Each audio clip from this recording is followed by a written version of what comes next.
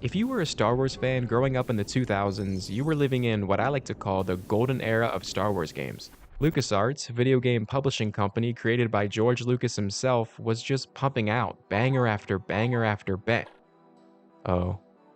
As a kid, one of my go-to games from this era was actually the movie tie-in game for Episode 3, Revenge of the Sith. It wasn't exactly critically acclaimed, as you can see, and it may not have had the charm of LEGO Star Wars or the replayability of Battlefront, but to 6-year-old me, a little shit who obsessed over the movie it was based on, this game was pretty damn cool. And after trying it out all these years later, I gotta say, it still fucking slaps.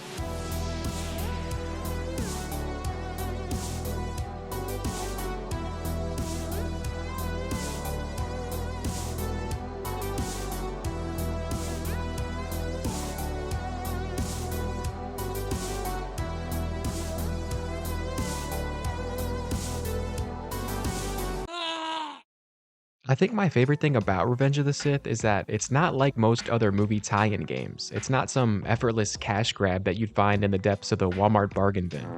Unlike a lot of these and more like these, Revenge of the Sith is a tie-in game with a surprising amount of care put into it. And this is thanks to its developer, The Collective, who made moves to make the gameplay feel as authentic as possible. One of these moves was hiring Nick Gillard, the actual lightsaber fight choreographer for the prequels, to help the animators with the game's combat system. Having been responsible for some of the most iconic scenes in the franchise, he had an eye for this kind of thing. We're working particularly on footwork, exactly how they move, how their wrists move, when they turn, that they turn the right way, that the blocks and the grapples are correct. This added layer of believability from Gillard gave us some of the cleanest, most genuine Jedi animations I've ever seen in a Star Wars game. Combine this with some really satisfying sound design, and the result is lightsaber combat that is super smooth and honestly ahead of its time.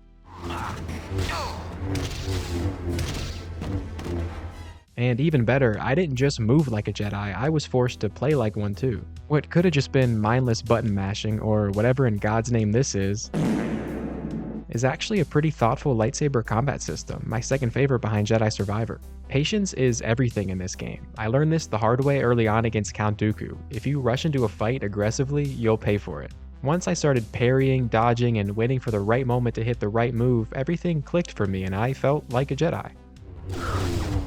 Age is catching up with you. This ends now.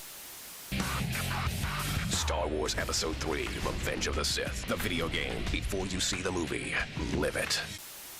As a lifelong fan of the movie, I could not have asked for a better retelling of its story than what we got here. Through 17 levels, I got to experience pretty much everything I wanted to. Dueling Grievous on Utapau, fighting clones with my boy Yoda at the temple, killing unarmed separatist leaders on Mustafar while they're cowering in fear? Seriously, how is this allowed?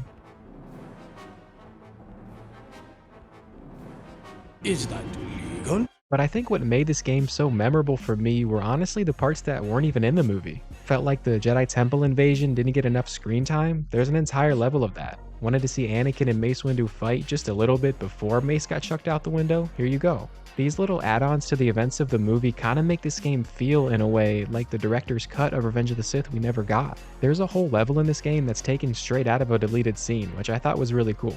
It even has a pretty wild alternate ending to the movie. I won't show it in case anyone here hasn't seen it, but if you know, you know.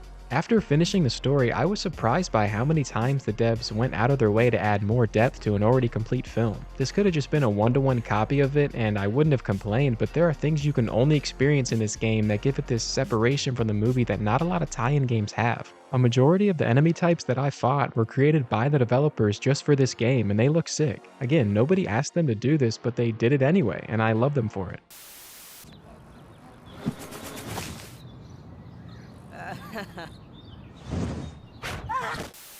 On top of a really fun and surprisingly original story mode, there's also 5 bonus levels. As quick and simple as they are, I actually really enjoyed them. I don't care that these are mostly reused assets, I'm just glad the developers took the time to give us something to change the pace a bit. There's even an extra little boss fight from the other GOAT Star Wars movie. Damn, I don't remember old Ben moving like that, look at him go! And obviously I couldn't forget to mention the amazing versus mode, where you and another player can Star War all over each other? Why did I write that? I gotta say, it holds up so well. Like, this could have been released on its own and I'd be cool with it. For a game that most people probably bought for its single player content, I was surprised at how much love was put into this mode. 14 maps and 9 characters. Nice. Oh, and if both players want to use the same character, it lets one of you play as an alternate version of that character, which I absolutely loved. I'm showing a montage of them because they're cool as hell and you can't stop me.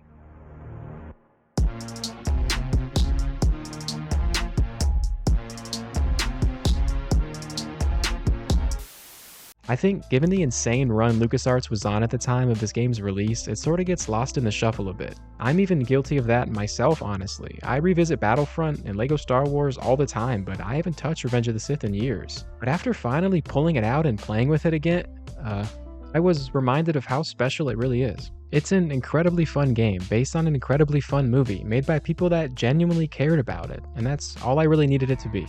Homies, thanks for making it to the end of the video. If you're down to watch a similar one I made about Battlefront 2, it's on my channel whenever you're ready. See you around. Your markers are nothing.